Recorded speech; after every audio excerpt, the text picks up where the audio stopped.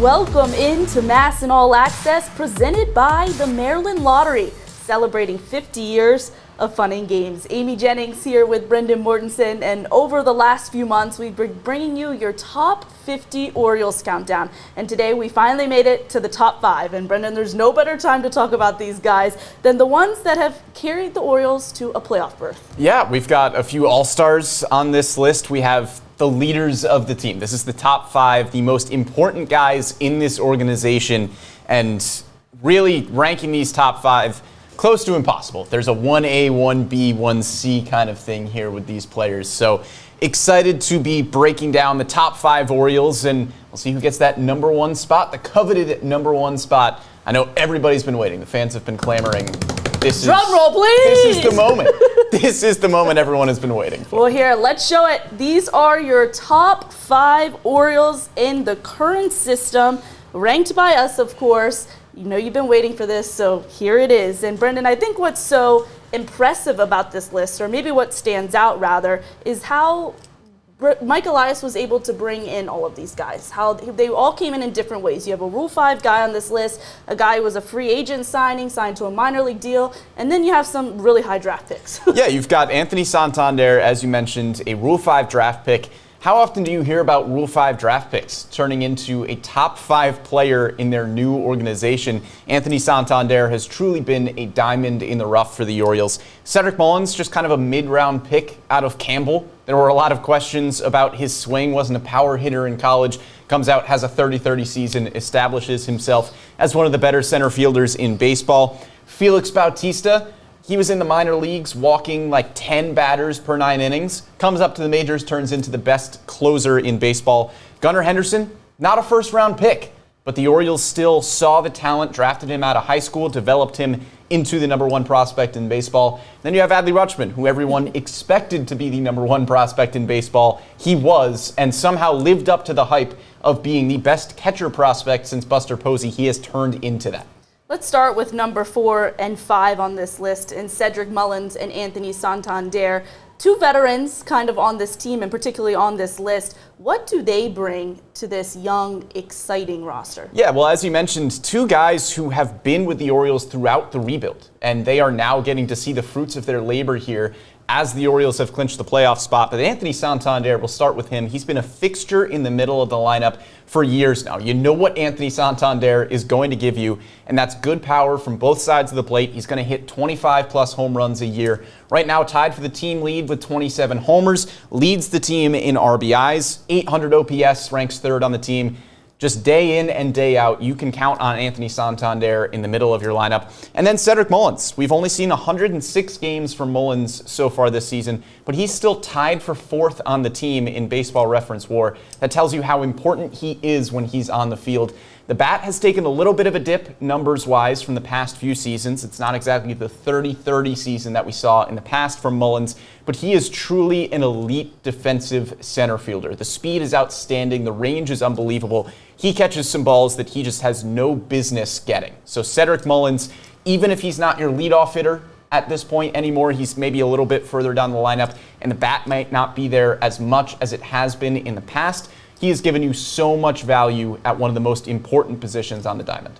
And then you have Felix Bautista, who of course is still hurt right now, but for a good part of this season was the best reliever in all of baseball. Yeah. How important is his impressive season to getting the Orioles to the playoffs? Well, it was huge. I mean, right now the Orioles have been able to figure it out in the back end of the bullpen without Felix Bautista. But as you mentioned, he was the best closer in baseball. 56 games with a 1.48 ERA, 33 saves.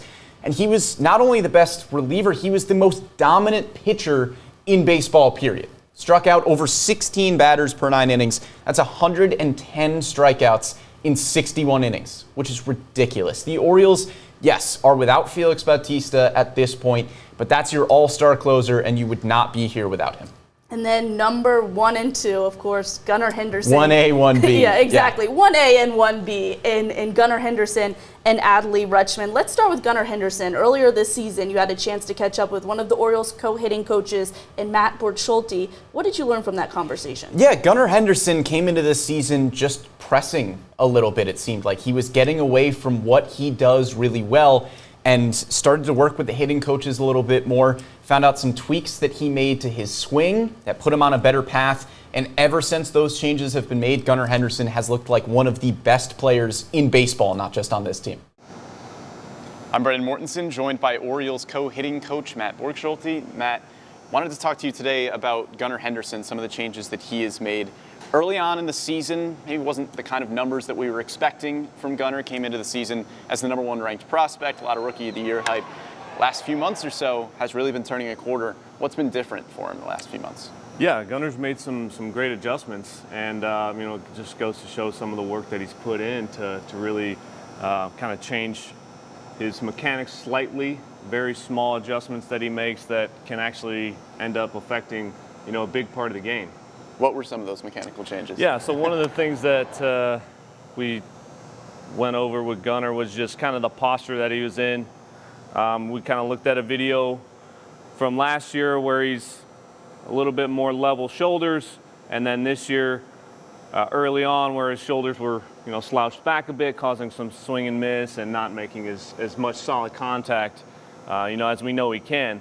And we did some minor tweaks in the setup, and then some good work in the cage, and then that kind of led to him being more level shoulders on the right versus early on in the season, a little bit more uphill.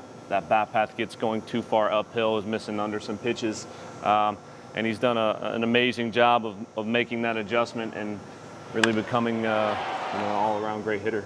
So you mentioned the swing and misses being a symptom of dipping the shoulder a little bit. What are some other symptoms that could come from that? Well, just chasing in general, because you're trying to cheat to a certain pitch. You can chase a little bit more. That's not the case for Gunnar. He has an excellent eye, but that's certainly something that can happen with those mechanics. And the swing and a miss is a big part of it, because if you don't put the ball in play, it's a lot more challenging to get on base as consistently. So.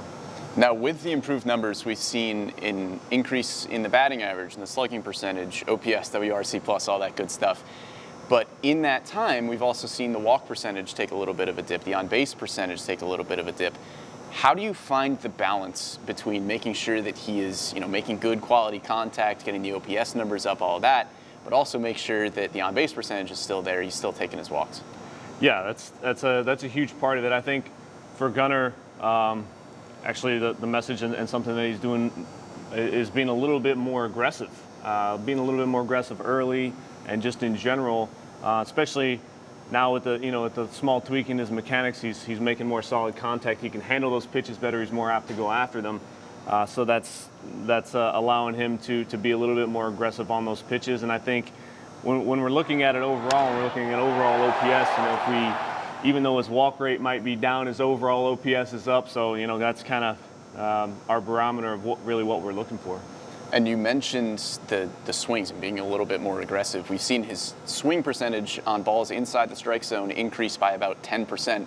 Yep. Was that part of it, along with the mechanical changes of just kind of saying, hey, these are some pitches you can do damage with, try to be a little bit more aggressive in the zone? Yeah, no question. I think his eye is a huge strength for him, but sometimes it's waiting for a pitch that's a little bit too perfect. He's a really, really good hitter, and if it's a pitch that's maybe a little bit out or a little bit up, it's okay for him to attack that, because he has the skills and the ability to do damage on that pitch still. Now, for the rest of the season, are you looking at, obviously there's going to be changes throughout the season, small things you're doing here and there. Are there any big goals with Gunnar for the rest of the season, or kind of just keep doing what he's doing here over the last few months? Yeah, we want to keep doing what he's doing. I mean, he's a fun player to be around and a fun guy to be with, great guy to work with, and he's made some great adjustments. It's been fun to watch, and hopefully he can keep it going. Maryland Lottery celebrating its 50th year. And each game, a Maryland Lottery Fast Play Home Run Riches contestant of the game is selected. The contestant of the game wins $500 from the Maryland Lottery just for being selected.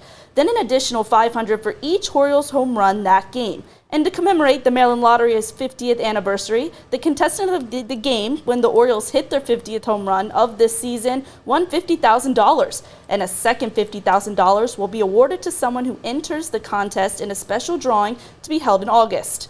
For a chance to be selected as a Fast Play Home Run Riches contestant of the game, enter Fast Play Home Run Riches game tickets into My Lottery Rewards.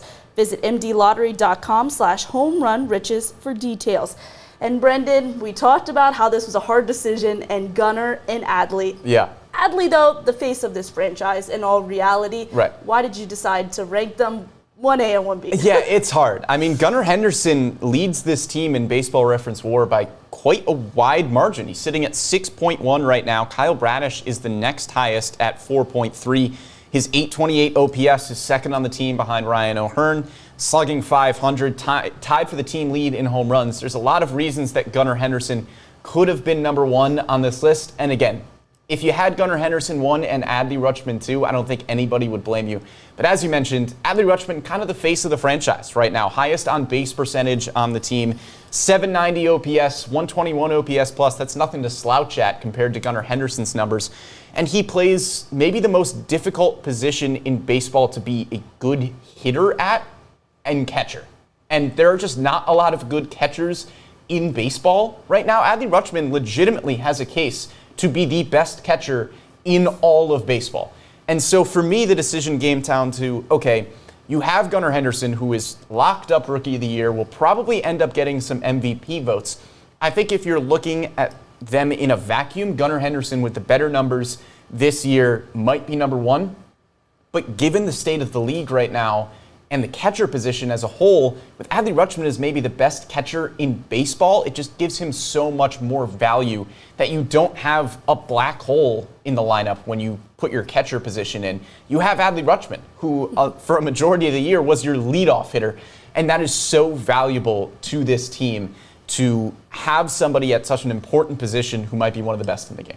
Well, there you have it, your top 5 Orioles in our eyes. And this has been a lot of fun ranking the top 50 players in this organization. A little bit difficult at times, but a super fun exercise. And the way these Orioles are playing right now, and they're playoff bound, so there's a lot more fun on deck. You can tune into the Bird's Nest on Wednesdays. Every Wednesday, Brendan Mortensen's with Matt Bonaparte. They're going to be talking about this team. And before every playoff game, they're actually going to go live with a preview of each game. So make sure you stay tuned for that. Big thank you to Matt Bonaparte for producing the show behind the scenes. For Brendan Mortensen, I'm Amy Jennings, and MASN All Access is presented by the Maryland Lottery, celebrating 50 years of fun and games.